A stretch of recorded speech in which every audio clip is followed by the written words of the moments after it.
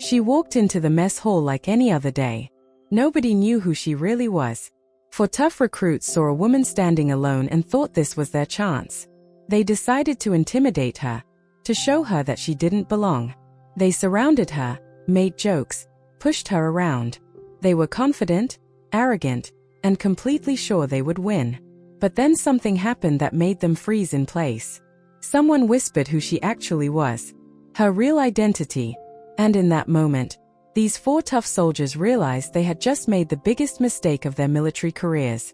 If you want to see what happened when 4 arrogant recruits tried to bully someone who was actually one of the most elite, dangerous, and respected soldiers in the entire world, hit that like button and subscribe right now. Asterisk who is Commander Rachel Torres? Asterisk. Rachel Torres was 41 years old, with piercing dark eyes and a compact, muscular build that came from 20 years of dedicated training. She had black hair cut short and practical, and a face that showed both strength and intelligence. If you looked at her, you wouldn't necessarily think she was special. That was exactly the point. Rachel had joined the Navy at 21 years old. She'd grown up in a military family. Her father was a Marine, her grandfather was a Navy pilot. Service ran through her blood like oxygen. She wasn't trying to prove anything to anyone. She simply knew this was where she belonged. The Navy in 2004 wasn't the same as it is today. Women in combat roles were rare. Women in special operations were unheard of. The SEALs, the most elite warriors in the world, had never had a female operator. Everyone said it was impossible. Women didn't have the physical strength. Women weren't aggressive enough. Women would distract the team. Rachel heard all these arguments, and she decided to prove they were wrong. She spent 3 years preparing herself for SEAL training.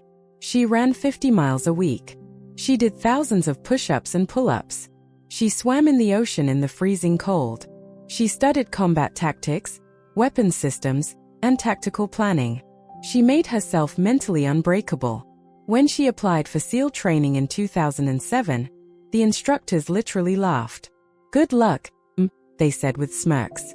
They didn't believe she'd make it past the first week. She made it past the first week. She made it past the first month. She made it past the hardest military training program on Earth. She became the first woman to earn the Navy SEAL Trident. Asterisk 20 years of excellence asterisk. From 2007 to 2027, Rachel participated in over 200 combat operations.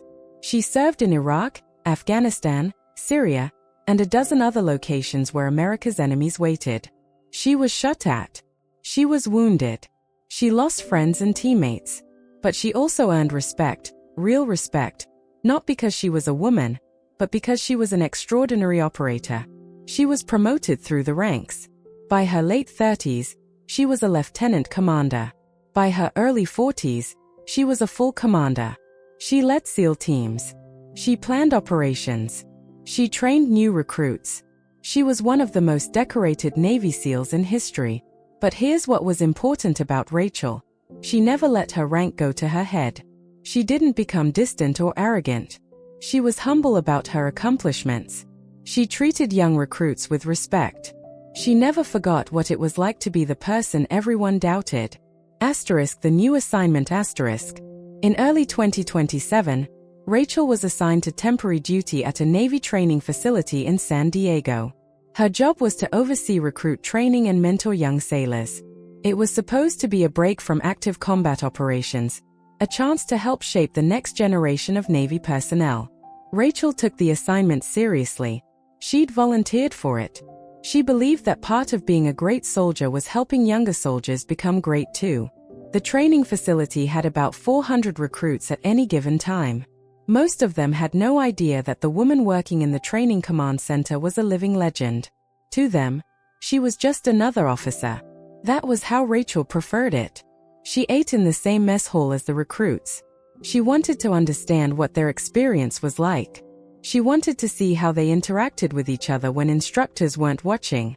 She believed that good leadership meant understanding the people you led. Asterisk the 4 recruits asterisk. There were 4 recruits, all men, all from the same hometown, all enlisting together thinking they were tough guys. Their names were Jason, Derek, Marcus, and Kyle. They were in their early 20s, physically fit, and completely overconfident about their place in the military hierarchy. They represented a type of recruit that every military has. The guy who thinks he's going to come in and dominate, who watches action movies and thinks that's what real combat is like, who has never been challenged or told no in his entire life. Usually, the Navy breaks these guys down and rebuilds them into soldiers. But sometimes, especially early in their training, they don't understand yet that their confidence is ignorance. Jason was the leader of the group. He was tall, about 6'3", with blonde hair and a cocky smile. He'd been the star quarterback in high school. Girls had always wanted to date him. Coaches had always believed in him. Teachers had always given him special treatment. He believed this meant he was special. He believed it meant the world owed him something. Derek, Marcus, and Kyle followed Jason's lead. They'd known him their whole lives. They thought he was the coolest person they knew. So when he decided to make fun of someone, they laughed. When he decided to push someone around, they joined in. The encounter. It was a Tuesday afternoon in the mess hall. Rachel was eating lunch by herself, reading a tactical document on her tablet. She was in civilian clothes, a navy t-shirt and jeans, because she was technically off duty. The 4 recruits came in together, laughing loudly, drawing attention. They got their food and were looking for a table. That's when Jason saw Rachel sitting alone. "Check that out," Jason said, pointing. "Fresh meat." The other 3 laughed. They had no idea who she was. To them, she was just a woman, alone, in a military facility. That made her fair game in their minds. They sat down at the table next to hers. Close enough to make her uncomfortable. Close enough for her to know it was intentional. "Hey, gorgeous," Jason said, loud enough for her to hear. "You lost? The women's camp is about 5 miles from here." Rachel didn't look up from her tablet. She took a bite of her food. "That's rude," Derek said, laughing. "Not talking to us. We're your future Navy. Show some respect." Still, Rachel said nothing. She continued eating, continued reading. This was a test she'd passed 1,000 times. Don't react. Don't engage. Don't give them what they want. But the 4 recruits didn't know who they were dealing with. They thought her silence was fear. "I think we're scaring her," Marcus said, his voice dripping with false concern. "Maybe she needs some help." Jason stood up and walked over to Rachel's table. He sat down across from her without being invited. "Hi," he said, his voice condescending. "I'm Jason. What's your name?" Rachel looked at him for the first time. Just looked at him. No expression on her face. "You should move," she said quietly. "Or what?" Jason laughed. The other 3 gathered around now, standing behind their friend, supporting him. "What are you gonna do, lady? Call the cops?" Rachel had dealt with this before. Many times. In her first year of SEAL training, instructors had tried to intimidate her in similar ways. They'd gotten in her face, questioned her toughness, predicted her failure. She'd responded by working harder, training harder, proving them wrong through action, not words. But she wasn't in training anymore. She was a commander. She was responsible for discipline in this facility. And these 4 were crossing a line. "This is your last warning," she said, her voice calm and steady. "Leave my table now." Jason thought this was hilarious. "Oh, I'm scared now. Did you hear that, guys? She's warning me." He stood up and put his hand on her shoulder. It was meant to be intimidating. It was meant to show dominance. It was the physical assertion of a man trying to establish power over a woman. Rachel's hand moved so fast that Derek, Marcus, and Kyle didn't even see it happen. She grabbed Jason's wrist, applied pressure to specific nerve clusters, and without any apparent effort, twisted his arm down onto the table. Not hard enough to break anything, but hard enough that it hurt, and hard enough that he couldn't escape. "Do not touch me again," Rachel said, her voice ice cold. Jason was shocked. He'd been completely confident 30 seconds ago. Now he was trapped on a table by a woman he'd been trying to intimidate. Rage and embarrassment flooded through him. "You bitch," he spat out. That was when a young Navy officer, Petty Officer 2nd Class Marcus Mitchell, was walking by the mess hall. He knew who Rachel Torres was. He'd seen her name on facility rosters. He knew her reputation. And he heard Jason call her a bitch. Mitchell's eyes went wide. He walked directly over to the table, looked at Rachel, and suddenly understood what was happening. "Commander Torres," he said, his voice respectful but shocked. "Are these recruits bothering you?" Rachel released Jason's arm. She stood up calmly and turned to Mitchell. "Just a misunderstanding," she said. "I'm sure these gentlemen didn't realize the mistake they were making." But Mitchell looked at Jason, Derek, Marcus, and Kyle. "Do you have any idea who this is?" he asked, almost in disbelief that they would be stupid enough to confront her. "Some woman who works here," Jason said, rubbing his wrist where Rachel had held him. "This is Commander Rachel Torres," Mitchell said, his voice now almost reverent. "She's a Navy SEAL. She's been in more combat operations than all of you combined. She's one of the most decorated officers in naval history." The blood drained from Jason's face. So did the blood from Derek's, Marcus's, and Kyle's faces. A Navy SEAL. Not just any SEAL. A woman who had broken barriers, who had proven that gender had nothing to do with capability, who had risked her life for her country more times than they could count. Rachel looked at the 4 recruits calmly. "I'm going back to my meal," she said. "I suggest you gentlemen find another table. And I suggest you take this moment as a learning experience." Asterisk the domino effect asterisk. Word travels fast in a military facility. By the end of that day, everyone in the training center knew what had happened. A group of new recruits had tried to intimidate a Navy SEAL commander in the mess hall. The story became legendary. But here's what's important. The story that spread wasn't mocking. It was respectful.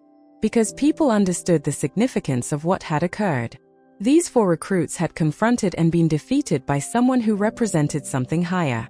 Not just higher rank, but higher character, higher courage, higher purpose. The next morning, Jason, Derek, Marcus, and Kyle were called to disciplinary proceedings. They faced potential discharge from the Navy for disrespect to a commanding officer and creating a hostile environment. But Rachel didn't press for maximum punishment. She requested to speak with them privately before any formal discipline was imposed. In her office, she sat across from the 4 recruits, who were now terrified, quiet, and humbled. "Do you understand what you did wrong?" she asked. "We didn't know who you were," Jason said, which was partially true but also completely missing the point. "That's correct," Rachel said. "You didn't know who I was. And because you didn't know, you assumed you could intimidate me.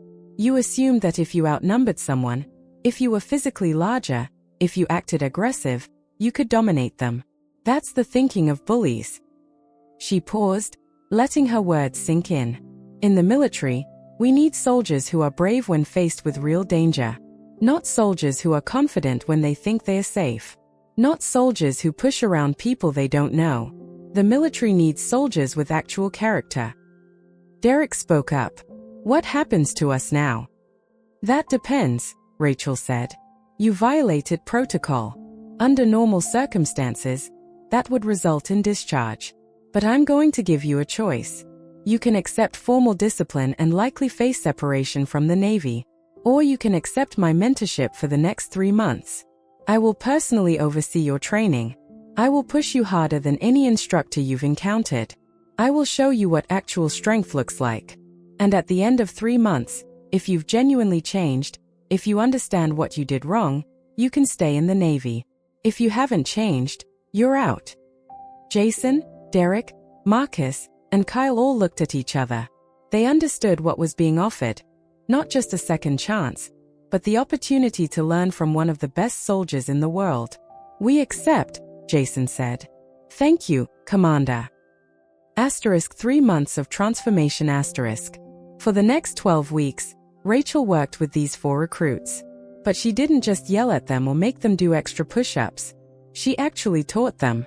She brought them into training scenarios where she demonstrated the difference between bravado and actual courage. She showed them videos of her operations, explaining the tactical decisions that meant the difference between success and failure, between living and dying. Most importantly, She modeled what it meant to be humble despite being powerful. She told them about her early days in the Navy, when people doubted her. She told them about failures, about missions that went wrong, about the cost of mistakes. She made them study leadership. She made them understand that being a good soldier wasn't about being the biggest or the loudest.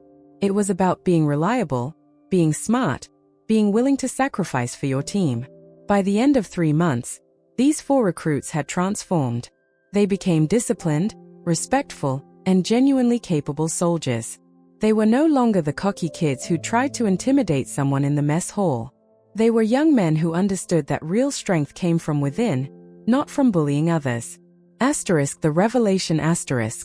On the final day of their mentorship, Rachel called them to her office one last time.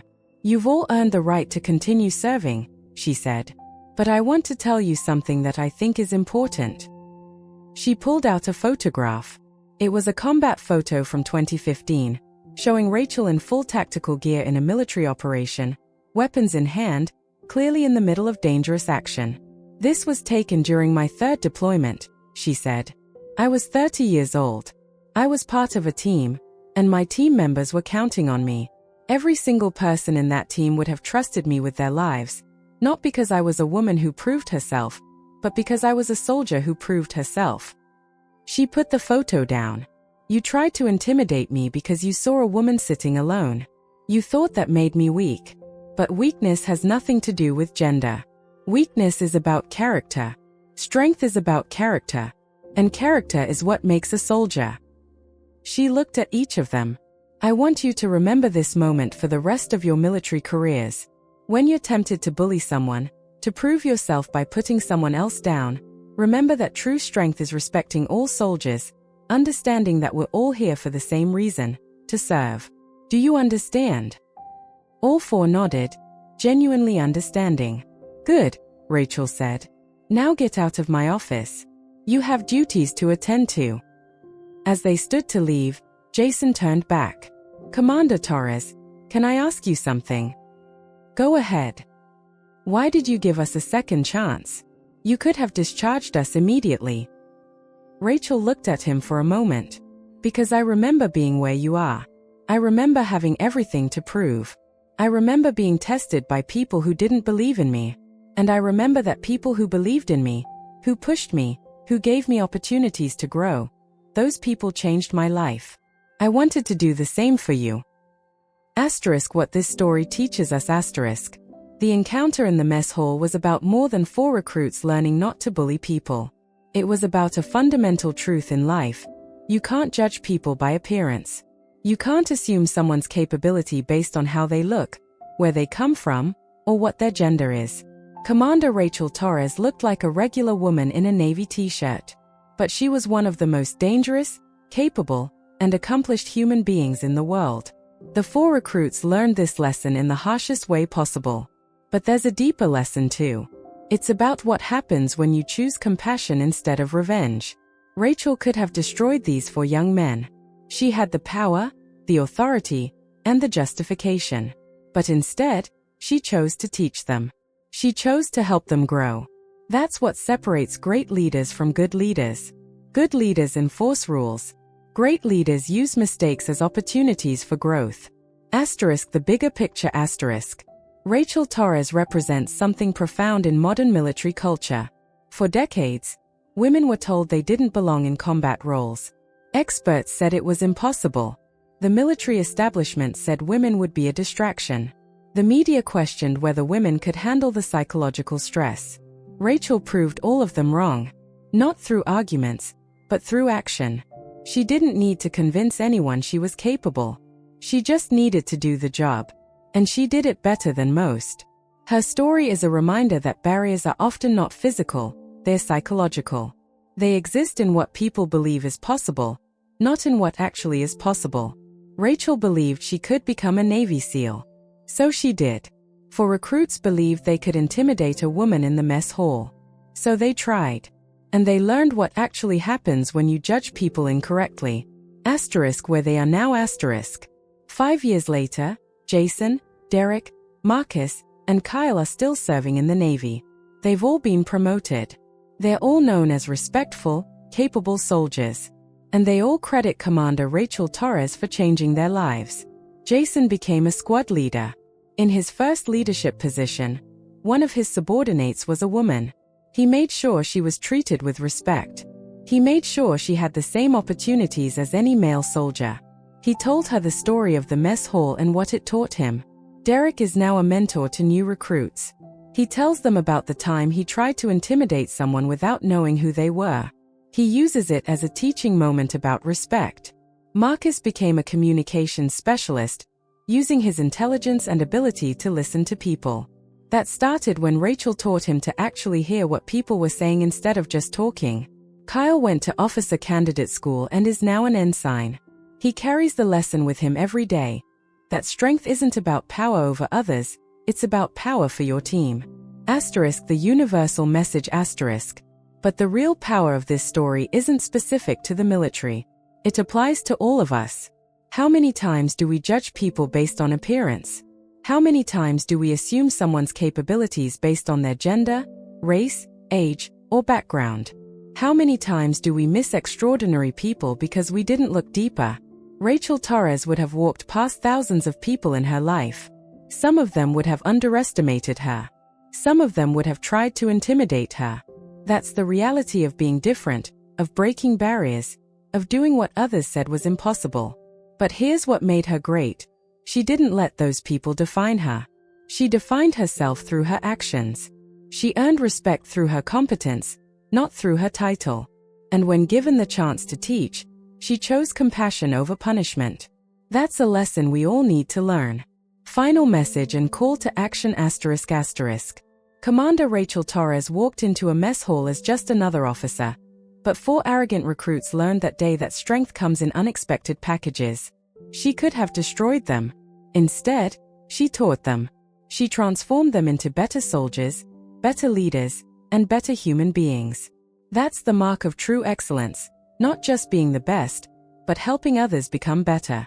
If this story reminded you that we can't judge people by appearance, and if it inspired you to show compassion to people even when you have every right to be angry, asterisk hit that like button right now and subscribe to this channel star. We share stories of real people doing extraordinary things, stories that prove leadership is about more than authority, it's about lifting others up. Have you ever been surprised by someone you underestimated? Or have you ever been given a second chance by someone who believed in you when you didn't believe in yourself? Share your story in the comments below. Your experience might inspire thousands of people to see beyond first impressions and to show compassion even when it would be easier to judge. There's a powerful detail at 1:47 in this video where Rachel grabs Jason's wrist. Watch again and pay attention to her calm expression. Even in that moment of physical confrontation, she remains in complete control. Share in the comments how that moment showed you the difference between confidence and arrogance. Asterisk don't miss our next story of real strength, real courage, and real leadership. Subscribe now and turn on the notification bell to stay inspired. Asterisk.